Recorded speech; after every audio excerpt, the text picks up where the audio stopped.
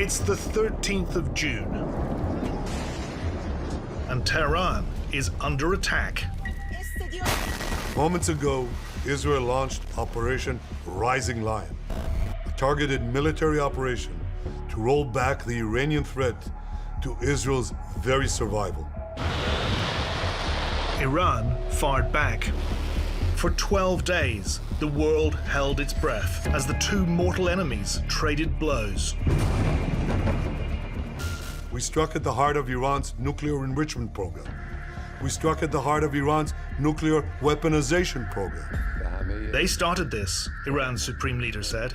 ما به اونها اجازه نخواهیم داد که از این جنایت بزرگی که انجام دادن خودشون رو سالم خلاص کنن. Iran has long been a state sponsor of terror, accused of sowing discord around the world, including in Australia. It armed Hamas and Hezbollah and threatened to wipe Israel off the map. Israel claimed the regime was on the brink of building a bomb. You have the coordinates? Which Tehran has always denied. ما اعتقاد به بمب اتم نداریم، به سلاح اتمی نداریم. دنبالش هم نخواهیم رفت. Israel attacked and the US joined in, dropping bunker busters on nuclear sites deep underground. A short time ago, the U.S. military carried out massive precision strikes on the 3 key nuclear facilities in the Iranian regime. In the process, more than 400 kilograms of highly enriched uranium went missing.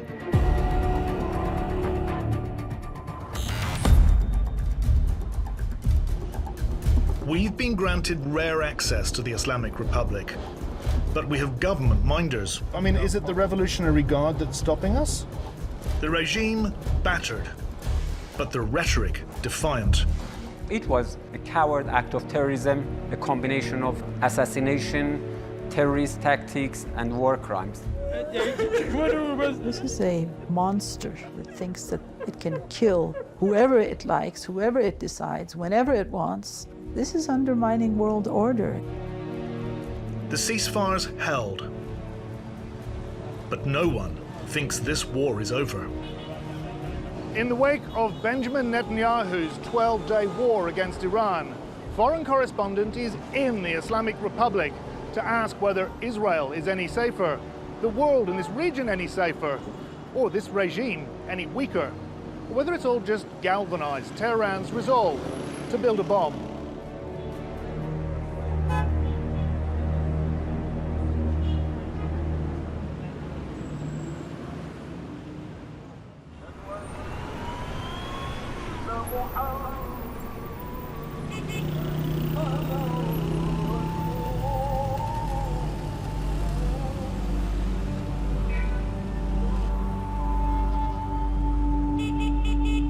During the war, those who could afford it fled this vast, congested city. Now, Tehran's streets are full again.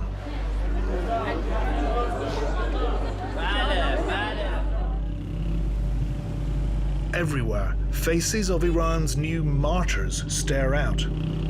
The generals, fast-tracked to paradise. In Shia Islam, you're honored as a martyr if you're killed in battle or defending the faith. The 12-day war left 1,200 martyrs.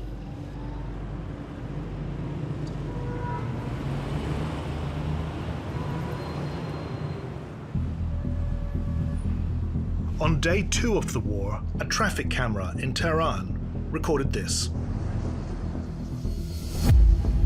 First, a building explodes up the street. Then, a millisecond later, the second strike.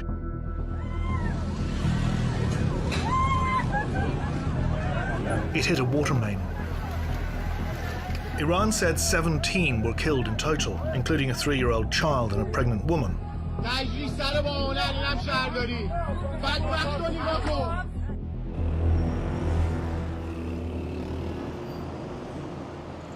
Well, here we are on the junction of Bahonar Street running that way and Shariati running across it. And this is the exact spot where those incredibly dramatic pictures were taken. In fact, the camera which shot them is mounted on a post just across the road there. Now, the second missile struck on the other carriageway there when the cars were waiting at a red light. You can still see the damage to that building there. The first strike, which happened just a fraction of a second earlier, took out the top 3 floors of a building just up there.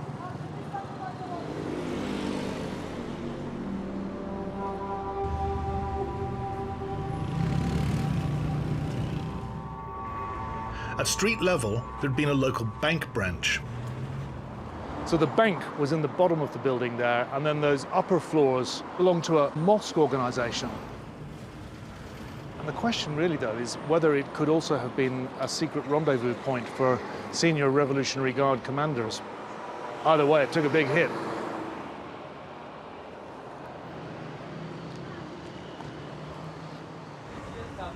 "18-year-old Ali works in a fruit juice shop across the road.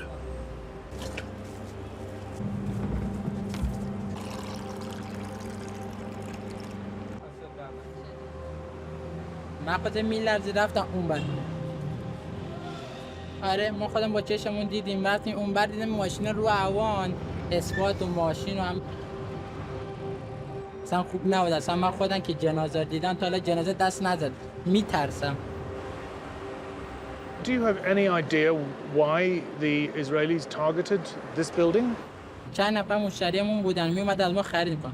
حالا ازش نپرسیدم که شما چه شغلی دارید چه شغلی ندارید. با اینجا که زدن فهمیدیم که اینجا مال دولتی بود. مردم بعضی اینا میومدن اینجا جلسه داشتن با هم صحبت می‌کردن واسه این کار.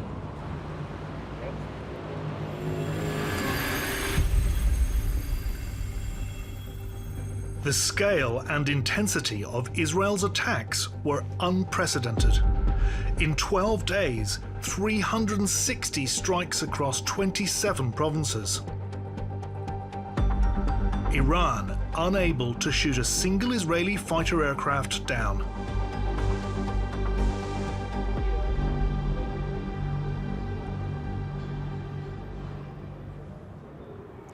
The Israelis clearly had a densely populated bank of targets ready to go.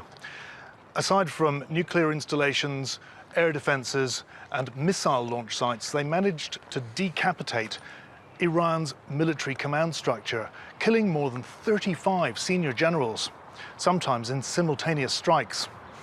And this was the home of one of Iran's nuclear scientists. Dr. Abdulhamid Minasher, head of the nuclear engineering faculty at a nearby university, was killed with his wife and his daughter and 8 other people in his block. You really didn't want to live next to an Iranian nuclear scientist. Morteza did. بسیار وحشتناک. جنازش دقیقاً دم اون دیوار پیدا شد. اون دیوار که اونجاست. نصفه اینا آدم که نمیشه بهشون گفت. کسانی هستن که براشون هیچی مهم نیست. نه بچه، نه بزرگ. و هیچ کس رحم نمی‌کنه به خاطر اون منافعشون. و نه تنها اسرائیل، امریکا هم همینطوره.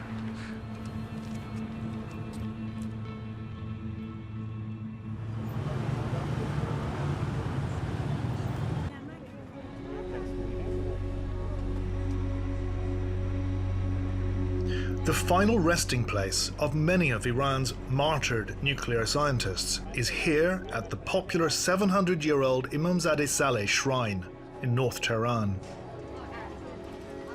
That's Abdulhamid Minasher with the ponytail, whose house we just left.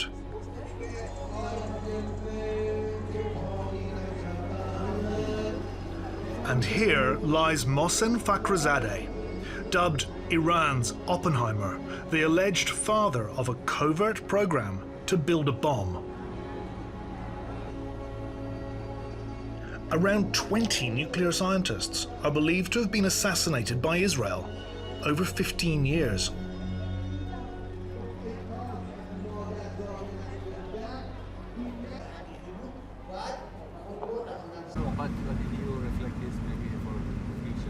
The regime was keen for us to visit a museum on the outskirts of town.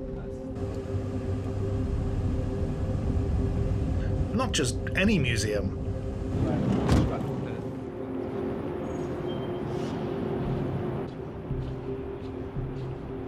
This one showcases Iran's ballistic missiles.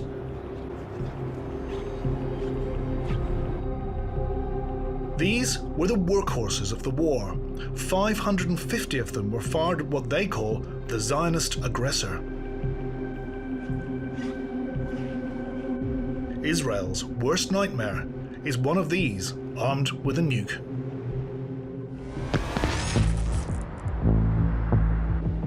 Iran's had a nuclear program since the 1950s for power generation. It ratified the Nuclear Non-Proliferation Treaty in 1970. We would be ready to declare a non-nuclear zone. The Islamic Revolution of 1979 changed everything. In 2001, the Supreme Leader said the Islamic Republic's mission was to erase Israel from the map. Iran was famously branded part of the axis of evil by George W. Bush as a state sponsor of terror. By seeking weapons of mass destruction, these regimes pose a grave and growing danger. That same year, Iran's covert nuclear program was uncovered. Horrifying weapons of mass destruction program of the Iranian regime. Strict UN sanctions were imposed until Tehran reluctantly agreed to allow international weapons inspectors into the country and to reduce enrichment. In 2018, Trump pulled out of that deal. America will not be held hostage to nuclear blackmail. In response, Tehran accelerated its program, ending up with 408 kilograms of highly enriched uranium. The UN's atomic watchdog declared Iran in breach of its obligations. You are the only country in the world. Just as critical nuclear talks between the US and Iran were about to start. The next day, Israel attacked.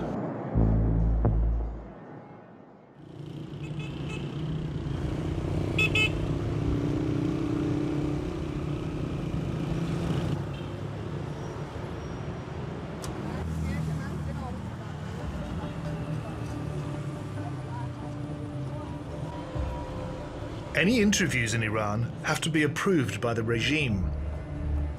One person they were keen for us to speak to has an historic link to this building, the former US Embassy.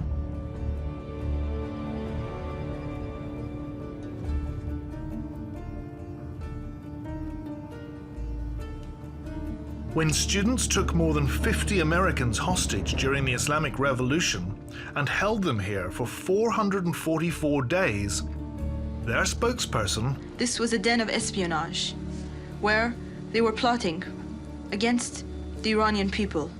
...was Masumeh Ebtekar. The embassy is now the Den of Espionage Museum. She rose to become Iran's vice president. What's your view of Benjamin Netanyahu's repeated claim that Iran was on the verge of building a nuclear bomb? It's paradoxical, because this claim is coming from a country that has known nuclear arsenal. Everybody knows that they have the nuclear arsenal. Everybody knows that they're not a member of the NPT. They have no inspection. They have total impunity. And they're doing whatever they want. When Russia attacked Ukraine, you know, there was an uproar in the West, and they not only condemned it, but they also sanctioned Russia. Well, the Israeli Zionist regime had a preemptive attack against Iran. It's exactly the same equation. It's a very similar analogy. Why does a country with a peaceful nuclear energy program need such highly enriched uranium? Well, the last time that Iran enriched uranium to that level, they had the opportunity to make a good deal under the JCPOA. So it's a bargaining chip? It could be a bargaining chip. Why not?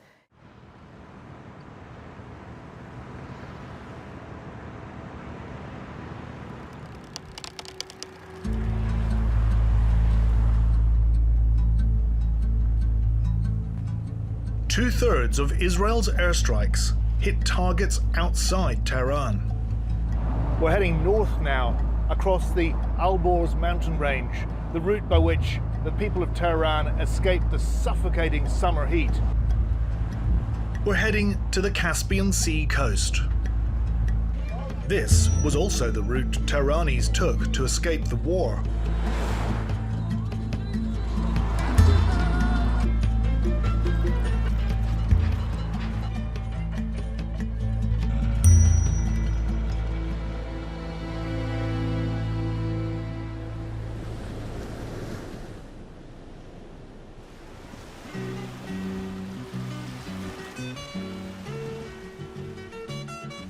It's a different world up here, and it's 10 degrees cooler.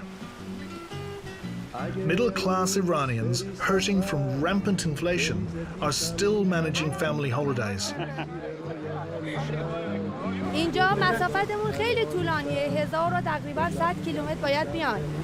اینجا را کم میایم. های. آجی تلویزیون پخش میکنی اینا رو؟ حداقل وایس من اوکی بشیم. لباس عوض نکردیم.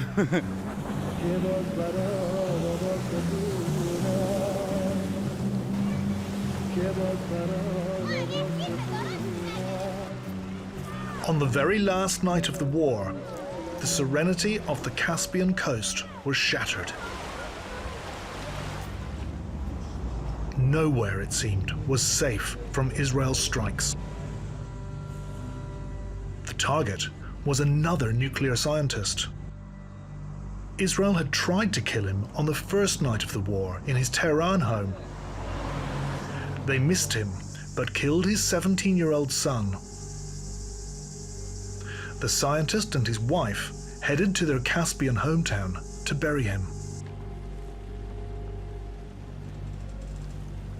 Having failed to kill him first time round in Tehran, and having obviously figured out that they'd missed, they made no mistake at their second attempt.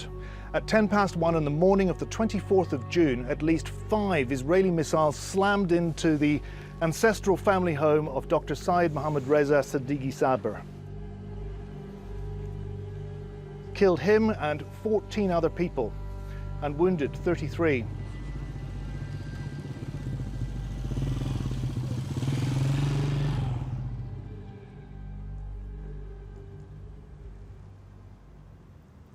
Syed Ali lived opposite. His house had been destroyed, but his family had survived. He's a paramilitary with the Islamic Revolutionary Guard Corps.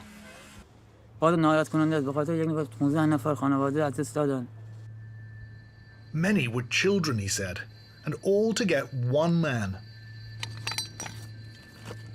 This was the work of a Mossad spy, he said. به دینش به اسلامش به وطنش خوش رحم نکرد به بچه محل خوش رحم به همزبانی خوش رحم نکرد آدم فروشی کرد اون دیگه چی از اون داشته باشه اصلاحی که جنایت کرد. You know, it's no wonder the regime was so stunned by the sheer reach of Israeli intelligence and the precision of these strikes. However, they did it through hacking mobile phones, data network analysis, satellite tracking, or even through deep cover agents on the ground. They got their man.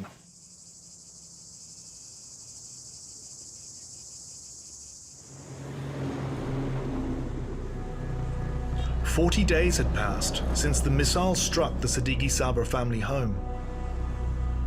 Portraits of the children killed in the attack lined the roadsides. Above the remains of the family car, it says, "Evidence of the crimes of the Zionist regime."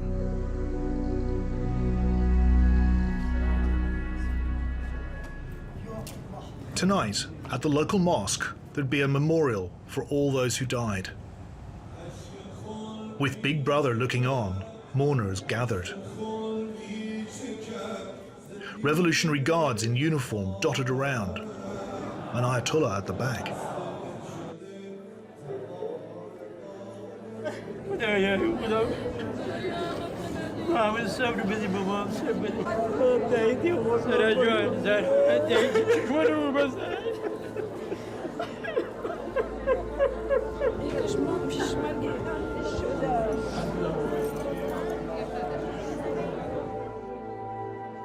Hassan's sister had been married to the scientist. پدرم، مادرم، خواهرم به همراه همسرش. He sat and listed everyone he'd lost. 12 members of his family. نمیدونستم این اسمانتی سری که خالی کنم. اون موقع است که همه چیز براتون تیر و تار میشه.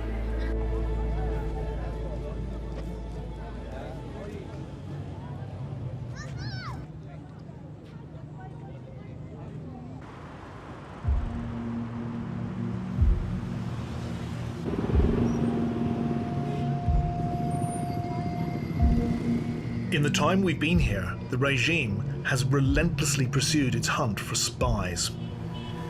Iran was embarrassed by what even its own officials called unprecedented infiltration.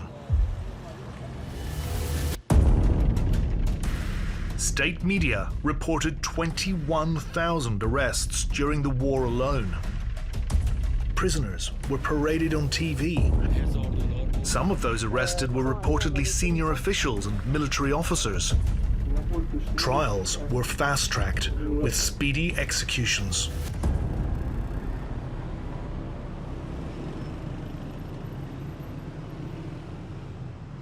During the war, the regime went into survival mode. The aging supreme leader went into hiding. Senior officials and ministers kept a low profile. The Islamic Republic's position. Ismail Bagai, a former senior nuclear negotiator, is foreign ministry spokesman and vice minister.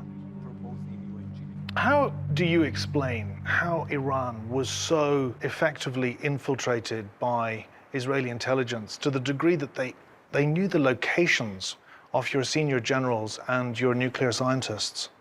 Of course, they are exaggerating about their capabilities. It's part of cognitive war, psychological war that has been accompanying their military warfare against Iran. We know that they have been using their technological know-how and also using their friends' capacity and capabilities to target our people, to target our infrastructure. Can you tell me how many Iranians were arrested and executed in what was essentially a witch hunt for spies? I don't know the exact figure. I think no country, no nation allows betrayal. And betrayal during wartime is not forgiven by any nation or by any person. We had to deal with those spies, those who provided information to our enemies very harshly. Israel's justification for the war was that Iran was on the verge of building a nuclear bomb. Can anyone really believe that? Unsurprisingly, the Iranians dispute this. Israel has waged an unending war on our region. Consecutive wars against, literally speaking, Israel has fought with all neighboring countries. So it's apparent, especially this government, they cannot survive in the absence of war and tension. Can you explain to me why a country that maintains that it has a peaceful nuclear program actually needs 408 kilograms of 60% enriched uranium? I know there is criticism, but this is also part of these double standards, that the Iranian nuclear program that is under the most robust inspection regime by IAEA receives so much attention from the international community. Why? Because Israelis, as part of their institutionalized paranoia, fear that sometimes in the future that peaceful facilities may be used to make nuclear weapon. We never said, our leaders never said that we are going to make nuclear weapon, because you are talking about a nation of principles. It is our principle that WMD is inhumane. I asked him what he thought Israel had achieved in launching the attack. I think Israel achieved a lot in terms of managing to torpedo a diplomatic process that was supposed to be very promising. we were hit at the middle of a diplomatic process. From that, I think Israel managed to render a serious blow to rule of law at the international level.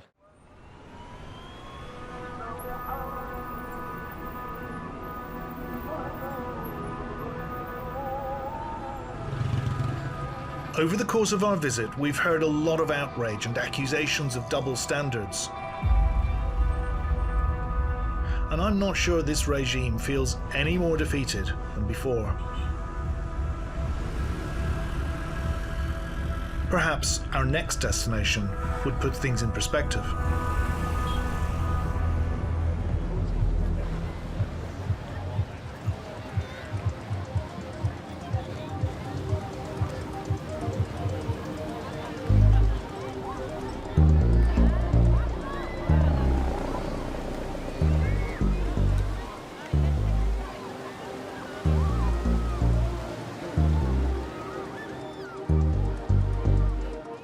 Well, it is one of the more unusual itineraries. Tehran one day, Tel Aviv the next. But here we are. The nightmare unfolding in Gaza is happening about 50 or 60 kilometers down the beach in that direction. And who'd have thought it, looking at this?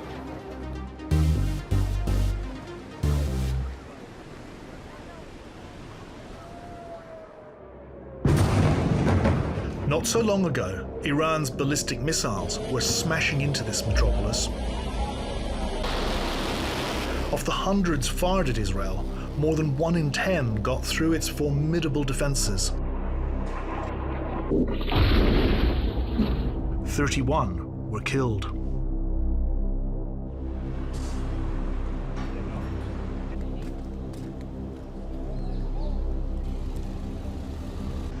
Iran hit Israeli military headquarters, army and air force bases, infrastructure, and residential property.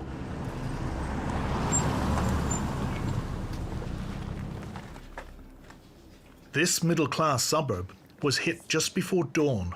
4 houses destroyed, 3 dead. Where is the picture of Be'eri? Michal David and her husband lived opposite and had to run to their shelter. At 5:14, as I can show you on the clock,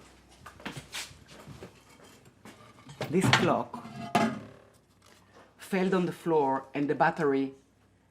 So that is the actual time this is the actual time where the blast wave entered our house. This is the point where our life changed.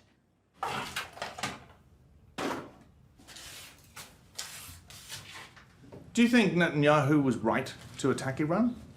Of course, we are not going to keep silent when you are attacking us, and when you are planning and saying that you are going to destroy us. We will destroy you first. It's the first thing of the Bible. If someone is coming to kill you, kill him before. So all the people that were killed in Iran are people who are part of the plan of destroying Israel. So I have a lot of anger, and I want you to be very much balanced about what happens there and what happens here. We live here. We raised our children on peace, and they raised the kids how to kill Israeli, how to kill Jewish. We have to defend ourselves because Israel should be forever and ever.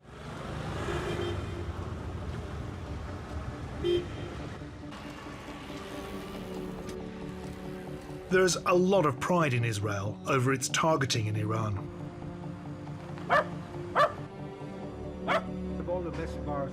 Rami Igra was a senior Mossad official and a station chief all over the world. He's not a desk guy. I told him Iranians were shocked by the Mossad's reach. Did it surprise you? Not really. Iran is built of many populace, of all kinds of people, and of a big opposition to the current government or the current regime in Iran. Now, this opposition in Iran is not only fueled by hatred, but also by poverty. And these two elements make it very easy for Israel or for anyone else to recruit agents through the internet under all kinds of pretenses. It doesn't really have to be in the name of Israel. It could be in any name that makes you want to work for that other side on the internet. Is it all data network analysis, satellite tracking, mobile phones? I mean, what technology is used in this? All of it. So it's less about deep cover agents. It's not deep cover agents. You don't need the Mataharis of this world. They don't exist anymore. What you need is an expendable person on the other side that is willing to work for a cause or for money and do all kinds of small missions that all together make a big mission. But that in itself was not winning the war, was it? No, I don't think they won the war. If you ask me, this war did not achieve what the leaders in Washington and Jerusalem said. It did not touch the capability of Iran to use the enriched uranium that it has, 408 kilograms, into a nuclear bomb. It maybe it pushed the Iranian regime into trying to do that.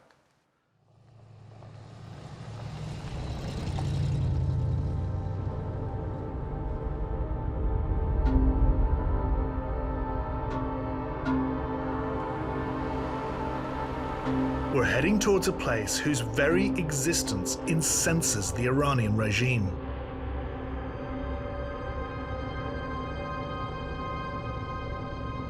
For years, it was known as a textile factory.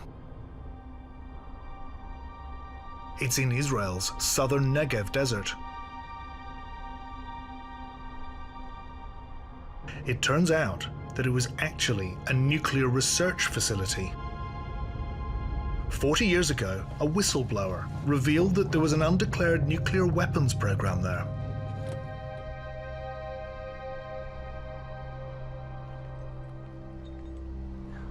It's blisteringly hot. And just over there lies the Dimona facility. It's forbidden to film it. A surveillance blimp is watching us. Israel still officially sticks to its policy of nuclear ambiguity, neither confirming or denying that Dimona here is where this country's weapons-grade plutonium is produced. It's about the world's worst-kept secret. Israeli journalists, when they talk or write about Israel's alleged nuclear arsenal, are forced by military censors to cite foreign press reports. And as a member of the esteemed Foreign Press Corps here, I can tell you that even the most conservative estimates of international nuclear experts put Israel's nuclear arsenal at upwards of 90 warheads. But while Iran accuses Israel of hypocrisy, truth be told, Israel's never threatened to wipe Iran off the map.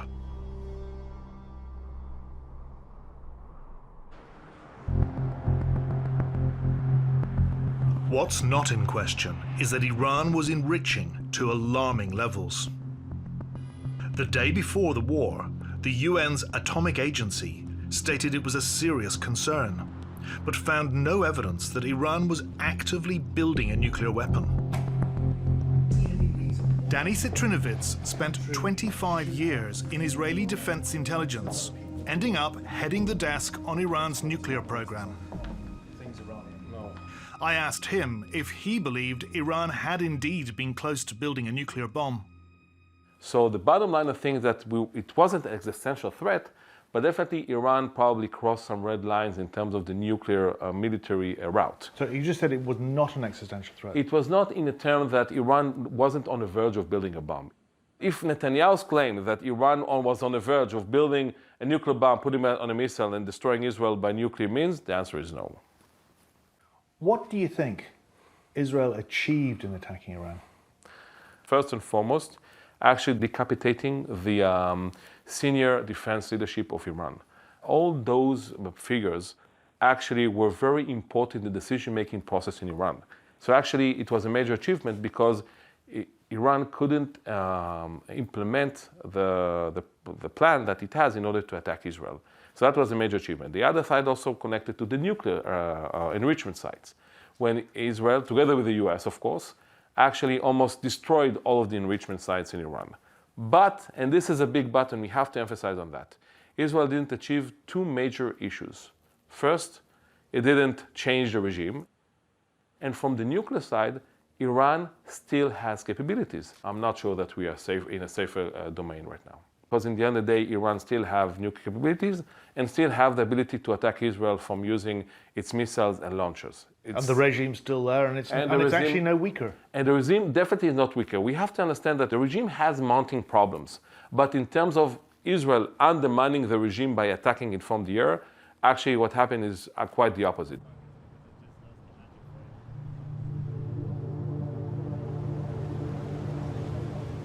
During the war, Netanyahu made a direct appeal to the Iranian people. The proud people of Iran. As we achieve our objectives, we're also clearing the path for you to achieve your objective, which is freedom.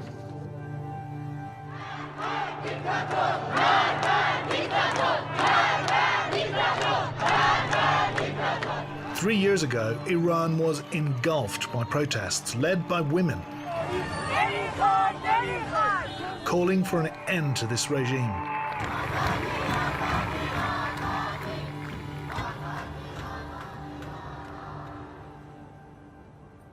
The regime remained in place. And despite some easing of restrictions on women's dress code, it's still dangerous to speak out. So before we set foot in this country, we commissioned a team of local filmmakers to secretly interview ordinary Iranians to see what they really thought about this war. This is Mona, not her real name. She's in the beauty industry. We've changed her voice to protect her. یه سری‌ها رو می‌دیدم که خیلی خوشحال بودن. یه سری از دوستام، شاید یه سری از اونایی که باهاشون حرف می‌زدم میگفتن که بالاخره تموم میشه. بالاخره کاری که این چند سال انجام نشده رو اسرائیل دیگه انجام میده و تمومش میکنه. Mona says she's disappointed that the people did not rise up. هنوز ناامید نیستن، میگن دوباره جنگ میشه. میریزیم بیرون، این دفعه دیگه تغییرش میدیم. Ava works in the arts. ما سالها منتظر این لحظه بودیم. ما همیشه سرکوب شدیم ولی هیچی تغییر نکرده و صدای ما هیچ وقت شنیده نشده. وقتی که جنگ شروع شد ما امیدوار شدیم که خدایا یعنی میشه بالاخره تموم شه این درد و رنج؟ ببین هیچ کس از بیرون نمیتونه بیاد و ما رو نجات بده. و در نهایت این ما مردم ایرانیم که باید قدم برداریم برای رسیدن به هدفمون و اون چیزی که میخوایم و آرزومونه. The embittered, badly bruised Iranian regime is licking its wounds. Israel has not ruled out another attack. No one thinks this war is over.